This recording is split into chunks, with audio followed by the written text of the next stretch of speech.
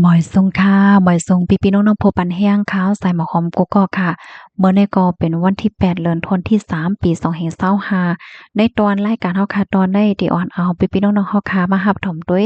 ข่าวเงาลงตั้งเปิงเป็นอันในเนี่ยค่ะอันในก็ที่เรียกว่าเป็นรองได้ดีเกิดขึ้นค่ะลูกอ่อนยิ่งอายุ4ขวบค่ะเนาะทุกอย่างก็เป็นแม่แลโพใหม่แม่ค่ะเฮ็ดให้เฮ็ดดีถึงดีบ่รู้สึงสายใจเนี่ยค่ะลองตั้งเปิงเป็นได้ก็เกิดขึ้นเมื่อพ่องปี2020เนี่ยค่ะมีหลวนยิ่งคนหนึ่งชื่อฮ้องว่าเมแกนคงอายุไล่4ขวบนั่นขนาดเนาะถูกย่ามแม่ใหม่แล้วก็เป็นปอในเฮ็ดดีฮาวแห้งเนี่ยค่ะอันเขาเฮ็ดนั่นซ้ำเหมือนจังหนังว่าปันให้ลูกอ่อนได้ไล่กินอิ่มเนาะให้ไล่ต้องไม่ไว้อยู่เฮ็ดจังไหนค่ะนะเหมือนหนังว่าไล่กินหลีไล่กินอิ่มจังไหนค่ะปยก็มีซื้อผ้าซื้อโคปันไลนงหนังเต็มโทนค่ะหรือเสนั่นก็ให้ลูกอ่อนได้นอนตีจ้านนอนตีแป่นแปตีห้องเฮิรนเขาเนี่ยค่ะเขาได้ก็อยู่เป็นอะพาร์ตเมนต์นั่นค่ะน่ะเนาะย้อนเปว่าหลวนยิ่งก็ในค่ะเนาะมันถุงยาเฮ็ดแห้งน่ะป่นตีแลรู้เซ็งสายใจกว่าเฮ็ดจังไหนค่ะไล่โหย่อยย่ำมันในค่ะนะก็เป็นแม่เขาได้ก็จื้อห้องว่าฟู่หลีผิงอายุไล29ปีค่ะแม่เขานี่ก็มีการมีงานสังเฮ็ดนั่นค่ะน่ะเนาะเป็นคนที่มีการไหว้เนี่ยค่ะอยู่จ้อมลูกเหี่ยวก็ไล่เต๊กให้ลูกยิ่งของบ้านนางเนี่ยค่ะใส่ผ้าอ้อมที่อันไวยๆหั่งๆผ้าอ้อมอันเหมือนจังน่ะว่าใส่หึงยาวจังได๋นั่นค่ะน่ะเนาะคนที่เฮ็ดดีหล้วนยิ่งก็ในใจว่าแม่กุ้ยนั่นค่ะน่ะเนาะอันเป็นโพใหม่ของแม่ก็เฮ็ดดีหล้วนยิ่งในเหมือนกันเนี่ยค่ะค่ะสองก็โพเบ้เนี่ยค่ะ เป้กินโลลาเฮ็ดดีหลวนยิ่งในหึงถึง13เลินจึงไหนคะโพใหม่ได้ก็จื้อห้องว่าหวองซือเสียงนะคะว่านะในก็ป้อทูบเฮ็ดให้ลูกอ่อนยิ่งในเหมือนกันนะคะเกี่ยวกับเลยลองในค่ะเนาะอันเป็นอุ้ยก่อของโกฮักโกในค่ะที่อันอยู่หิ้มห้อมกินจำกันนั่นค่ะเนาะเขาก็หันอยู่นั่นค่ะเนาะก้อยกาว่าหัวติเลยกว่าลัดกว่าหามจึงหือเฮ็ดให้เนาะย้อนเพราะว่ามันเป็นปัญหาที่ในนาเฮิรนเป็นรองดีในนาเฮิรนเฮ็ดจั่งใดคะมื้อวันที่21เดือนธันวาคมที่2ปี2020นั่นค่ะว้องเนี่ยค่ะเนาะก็เป็นปอใหม่นั่นค่ะนะไล่ต่อยตีต้องของหลวนยิ่งก็ในเฮ็ดให้หลังของลูกอ่อนยิ่งก็ในกว่าพัดใส่ผ้าขาวๆแห้งๆค่ะเฮ็ดอันเหี่ยวแล้วก็เป็นแม่เนี่ยก็ให้โพไหมมันนั่นค่ะนะกึดนั่นน่ะเนาะก็เปอว่ามันยามแห้งหนายาวแลมันติเฮ็ดให้หลวนได้ขำไรยาวาจังนี้นั่นค่ะน่ะ ก้อยก็ว่าจึงหนองว่านั่นยาวค่ะเนาะมันเฮ็ดตีหลวนในแห้งหนาป่นตีและลูกอ่อนเนี่ยก็เลยเซ็งสาใจกว่าจังไหนค่ะจึงหือก็ยอค่ะก็เป็นแม่เนี่ยก็ไล่สืบฟ้นห้องโลดโคงยาเปิดตามารถจอยรับเอาลูกยิ่งตัวเจ้าเก่าใน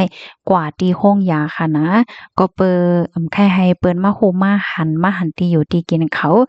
ก็เปิดค่ะผมมีในซ้ำเกี่ยวข้องตั้งยาเมากำในค่ะว่านะมีลองใจยาเมากำ ป้าจังไหนคะค่ะไหว้หลังสีล้วนยิ่งก็ได้เซ็งสาใจกว่าเหย้าเนี่ยค่ะนะอ่าเขาเนี่ยก็ไล่ออกที่อะพาร์ตเมนต์ที่นั้นค่ะเนาะเมื่อวันที่23เดือนธันวาคมปี2020นะคะและเขาเนี่ยก็อยู่ที่โรงหรือเซาโรงแรมที่หนึ่งคิมจำ3เลินเนี่ยค่ะเปิ่หารายต่างวางแผนที่จะจัดการขับโตของหลวนยิ่งในจั่งใดคะก่อนที่จะเข้าค่ะเนาะแต๊บตัดใจเอาคับโตหลวนยิ่งก็ในค่ะนะห่อมันเจิงว่าเอาแผ่นพลาสติกเนี่ยค่ะนะมาห่อแล้วก็ใส่ไว้ที่ในกล่อง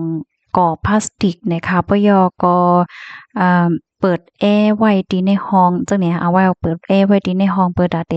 รักษาหนังหือคับโตหลวนได้ดีเนาเหม็นจังเนี่ยค่ะ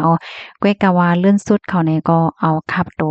หลวนได้ค่ะนะกว่าเผามื้อวันที่8เดือนธันวาปี2020เนี่ยค่ะนะก็ไว้หลายเดือนอยู่ค่ะเนาะเดือนที่2 3 4ก็2เดือนปลายจังได๋ค่ะเนาะปยก็เอาเผา ลูกอ่อนนะคะกว่าเป็ดลงตีปังหลายจังไหนคะอ้อเจอเขาในก็ถูกย่าเจ้าหน้าที่เขาติงยับตัวไล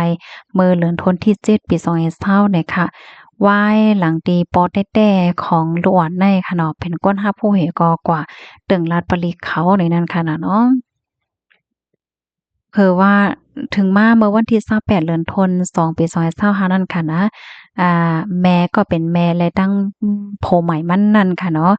ก็เลยขึ้นลุ่มเดบดัดตะลาเนี่ยค่ะเหี่ยวก็ลุ่มตะลาเขาเนี่ยก็เลยต้องเลยถามนั่นค่ะเนาะเขาเนี่ยก็รับปากว่าเขาเลยเฮ็ดดีลูกเขาแต้เฮ็ดจังไหนค่ะค่ะเฮ็ดนั้นเหี่ยวก็ลุ่มเดบดัดตะลาเนี่ยก็ไล่เดบดัดปันตดตามค่ะ